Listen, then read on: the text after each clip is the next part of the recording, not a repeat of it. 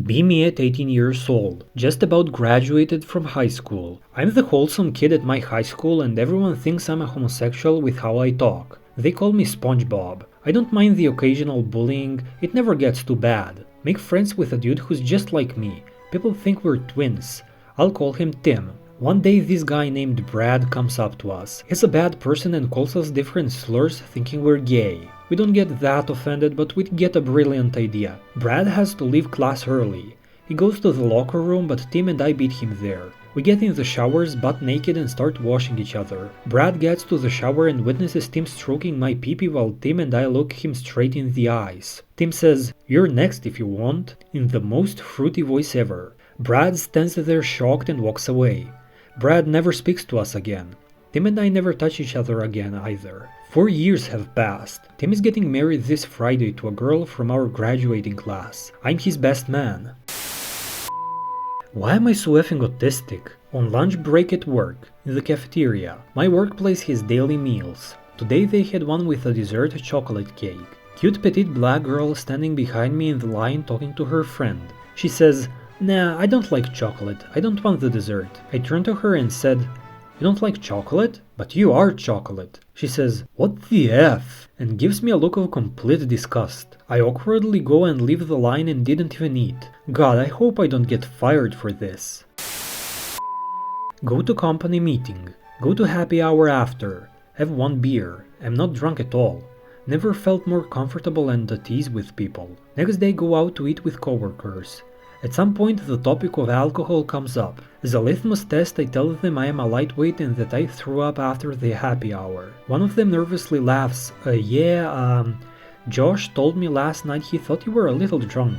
Other guy immediately cuts it to fill the impending void. I just thought you were smiling a lot. Yeah, but it's chill, we were all having a good time. My face when I'm so broken that the excuse of being completely wasted got people to hint to my face that I'm an effing weirdo. Racists win again. Wells installed in Africa by white rich guy. They couldn't install wells on their own, so they can't repair or maintain them. African population expands beyond previous bounds. Wells inevitably break down. Lack of water leads to mass deaths, overpopulation. Flee to neighboring countries. Europe even more burdened, until it can't support foreign aid anymore. Vicious feedback cycle where more starvation causes more migrant activity which causes more starvation.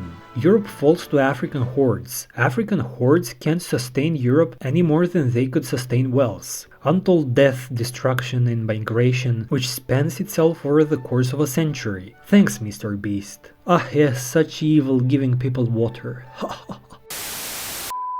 Third post. Saw a femboy in my dreams. Got laid off at work. Not enough work to go around and newer hires get let go before tenured folk. Promised $700 in severance pay that never got paid to me. No savings. Been living paycheck to paycheck. Landlord gave me a 5 days to come up with rent. Hopped into doing DoorDash and Amazon Flex. Car breaks down after second day. Utilities shut off on the third day. Tomorrow is day 5 and I know I am getting evicted. So I'll have to go live with my ultra-nationalist, far-right, conservative, evangelical grandparents. Bankruptcy is my only option at this point. My only comfort is imagining him, lovingly holding me, telling me I'm gonna be okay. I know I'm not gonna be okay, I'm losing my home, but when I imagine laying my head on his lap and having him stroke my hair, I feel safe again. The anxiety attacks fade away, the urge to cry and vomit and hyperventilate slowly leave me. I just think to myself that he isn't going to let any of that hurt me. This is all probably just symptoms of a much larger mental issue, a manifestation of loneliness or the part of me that wants to not be alone. It's all I have now though.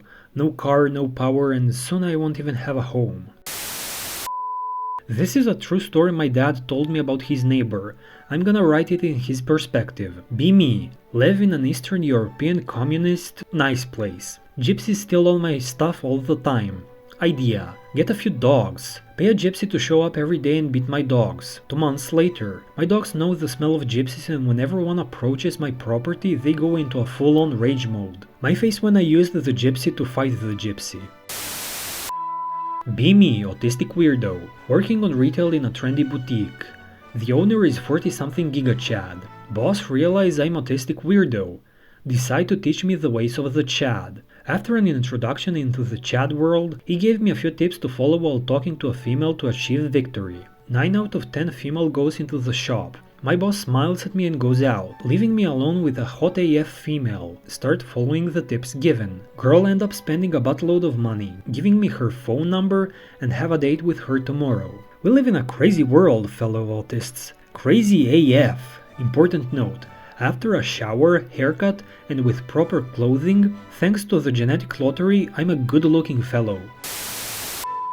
Well, here we go. I'm going to tell you about a sophomore named Zach who beat the F out of a 6'5" silly guy named Logan at my high school. This was a tard everyone stayed clear of because how violent he was. Zach got back with his class president of a childhood friend and destroyed the reputation of a jock that she was dating. My junior year 2015. An outcast entered his sophomore year while his childhood friend was a fellow junior of my class. Her name was Elise and she got with a freshman jock when she entered high school. His name was Beckerson. People call him Beck for short. Her childhood friend was an outcast because he called some black chick an N-word in 7th grade. Elise distanced herself from him because she was the class president.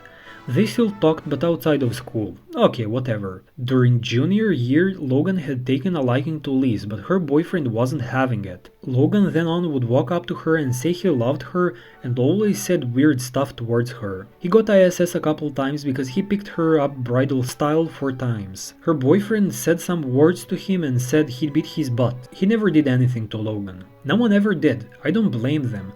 A tard 6'6" with muscles is like a lion fighting a Tyrannosaurus Rex. During winter at a football game, Elise had gone missing and some people were confused. Soon after, her boyfriend was seen running out from under the bleachers. Moments after, someone had sprinted in like a bat out of hell. Some students were curious to see what was up and I followed. We were greeted with the sight of Elise on the ground with her clothes partially torn from her body.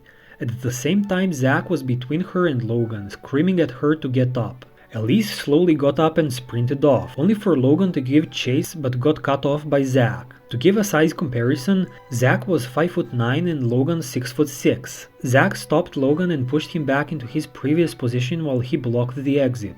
Zach went into a fighting stance and turned back around as Logan grabbed an effing 2x4 and smacked him across the face with it. The 2x4 hit and Zach collapsed immediately. Students watching began screeching like chimps. Logan thought it was game over and went to walk off after Elise, only to get a 2x4 to the knee. Zach stood back up, blood running down half his face, then effing taunted him. Then it was chaos.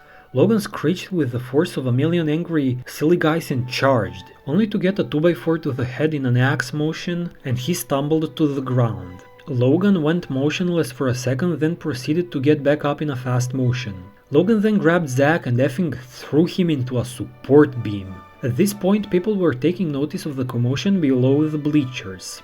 Zach got up and was able to dodge Logan as he charged and caused him to trip into a pile of old wood beams and random stuff. Nails, old chairs, whatever. Logan couldn't get out, but the damage was done to Zach. He had labored breathing and was clearly spent. Everyone had gone silent and Zach steadily walked off before security arrived and Logan was restrained. Elise's boyfriend Beck was found hiding and freaking out. Elise tasked him to get security but he bailed on her because he didn't want his butt beat and didn't want to explain why they were inside the bleachers. People later started calling him Bitch Boy Beck.